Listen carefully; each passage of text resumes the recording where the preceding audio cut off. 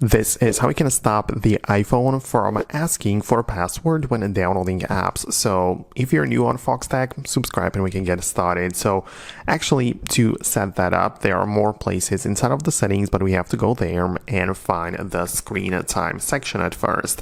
Depends on your phone, but it might happen that you have some restrictions in place. So if I go to the content and privacy restrictions, I have it turned on. So inside of the allowed apps and features, inside of the iTunes and App Store purchases, there is a section which you get to pick whether a password is always required or not required.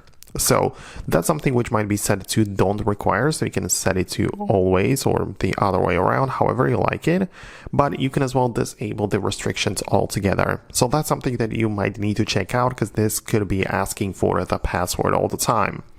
But that's just the first part of the story, because even with this, you still can go to the Face ID and passcode inside of your settings and make sure that the Face ID can be used for iTunes and App Store purchases. And that's very useful because whenever you download new apps from the App Store, you don't have to type in your long Apple ID password. You can just double press the side button, scan your face, and the app will be downloaded. So right now, if I go to the App Store and if I download an app which I haven't had on my device, because if it looks like this with the cloud, I don't even have to scan my face or anything else. It will be re-downloaded. But for any apps which are like new, which have the get button like this one, you can see that I don't have to type in any long code, but I just have to double click and scan my face to authenticate that it's me, and then the app will be downloaded. So that's something you can do. Let me know if it helped you out. Thanks a lot, and I'll talk to you in the future uploads.